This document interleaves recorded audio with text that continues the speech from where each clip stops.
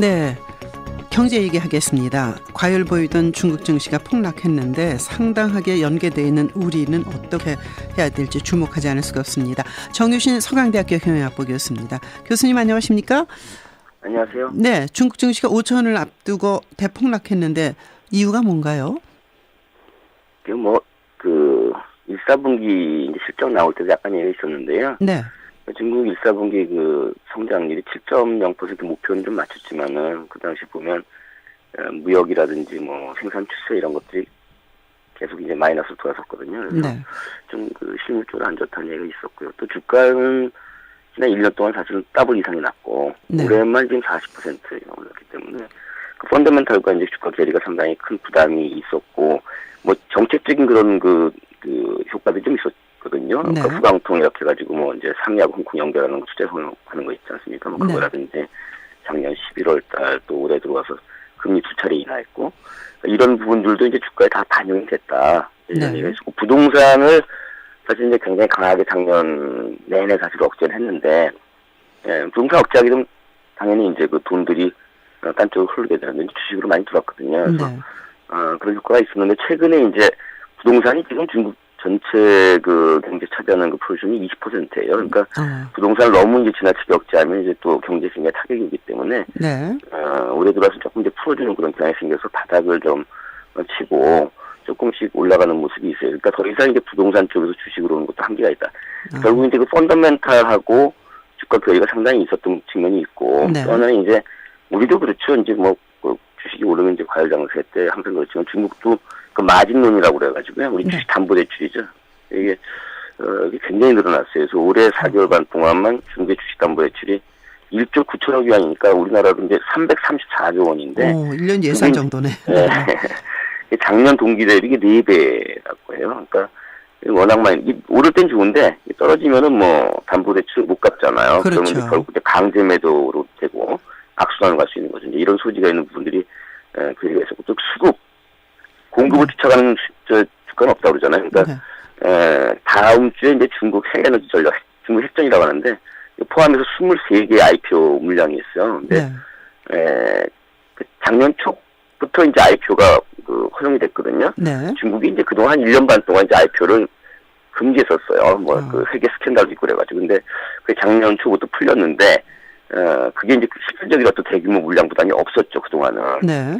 사실은 다시 나온다, 이제 그런 부분이 이제 부담이 됐고. 그리고는 또 있었어요. 그러니까, 지난 주말에 홍콩에서. 네. 그 한어지 방막 그 발전이라 해가지고, 이제 태양광 업종인데. 네. 거기 이제 뭐 굉장히 뭐 상승을 급등했던 종목인데, 하루에 47%가 떨어졌거든요. 그러니까 그때 이제 공포감이 이제 있었던 것이. 네. 여러 가지가 이제 같이 연결되면서 폭락이 된 거죠. 예. 중국 증시를 주목해야 되는 이유가 뭐 설명할 필요도 없이 우리는 상당히 있는데 우리와 어떻게 연계될까요? 앞으로 이러한 그 폭락이요? 뭐 저희 이전에 이제 중국 주식 투자 많이 해가지고 또 손해본 부분도 많았잖아요. 그래서 처음에는 이제 좀 약간 방관 비슷하게 있다가 워낙 오르니까 최근에 이제 그 투자하는 분들이 많이 생겼어요. 그러니까 그런 부분에서도 물론 그렇고 증시라는 게 뭐라고 해도 이게 리얼 타임 베이스도 경제, 실물 경제 가장 잘 반영하는 그런 시장이잖아요. 그러니까 결국 이제 중국 경제를 반영하는 거죠. 그래서 저희가 이제 그걸 봐야 되는 거고요. 중국 경제 아까 이제 1사분기 안 좋다 이렇게 말씀드렸는데 지금 지방 정부들 31개성이 있잖아요. 그래서 성장이라든지 그 내용에 이제 뭐 생산, 뭐 무역, 소비 이런 것들을 보면은 안 좋아요. 질이 안 좋습니다. 그래서 작년도 1사분기에는 이제 5개 성이 사실 두 자리 때 성장을 했고, 뭐, 전체적으로 크게 나쁘지 않았는데, 올해는 지금 나온 결과를 보게 되면 3개 성 정도만 이제 고성장을 했고, 나머지는 전체로 다 안 좋고, 기업 부채 같은 경우 내용을 보게 되면은, GDP 대비 중국 전체 기업의 부채가 지금 147%라고 그러는데, 이게 어느 수준이냐면, 일본이 왜 전에 그 버블 쳤지 않습니까? 80년대 말에. 89년도에 일본 버블 시기 최극성기 때 기업 부채가 일본 GDP 대비 132%였어요. 그러니까 그거보다 더 높네요. 네, 높아요. 근데 이제 더 문제는 뭐냐면 부채가 조달해가지고 부채 조달해서 보통 생산 뭐 설비 확대하고 이렇게 써야 되는데 재테크 많이 했어요. 중국 기업들이. 그러니까 네. 그 기업에서 이제 그런 게 좀 질적으로 문제가 있고, 그리고 성장 떨어지니까 좀 세수가 잘 안 나와요. 그래서 네. 지금 저 세출 늘어나는 속도보다 세수 증가율이 낮아가지고 네네.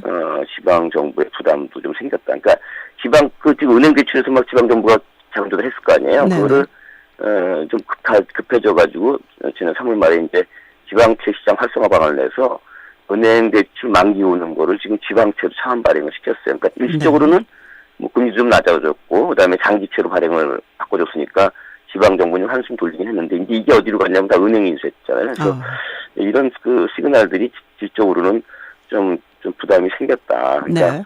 좀 이제 저희가 좀 자세히 좀 들여다봐야 되는 게 생긴 거죠. 결국은 이제 낙관적으로는 볼 수 없다. 비관적인 것까지는 아니지만 이런 말씀이시네요.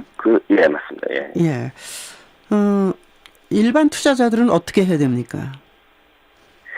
그러니까 이제 이게 폭락하게 되면은 네. 야, 이거 뭐 좀 문제 생기는 거 아니냐 그렇게 생각하잖아요. 네.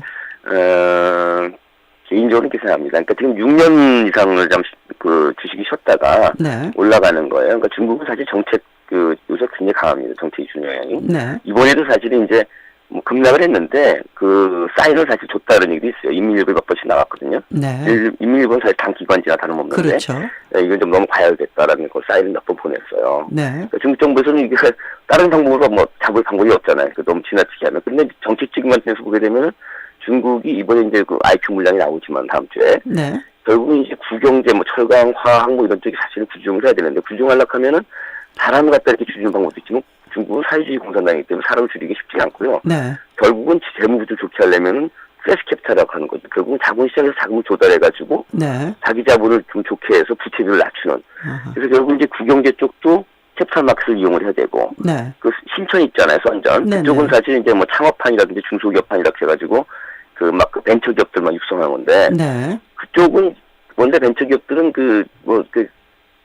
시중도가 높지 않기 때문에 네. 어차피 주식시장을 자본조달 해야 되거든요. 그래서 예. 이쪽을 키우려고 그러면 캐피탈 마켓 쪽이 좋아야 돼요. 정책적으로. 그래서 정책적으로는 계속 밀 거라는 그런 생각은 네. 있습니다. 그래서 그렇게 뭐 한번 떨어졌다 해서 그런 건 아닌데. 네네. 근데 이제 또 뭐 미국 이번에 이제 금리 인상하잖아요. 그렇죠. 그러니까 이제 그런 요소가 있기 때문에 좀 잘 봐야 되는 거죠. 알겠습니다.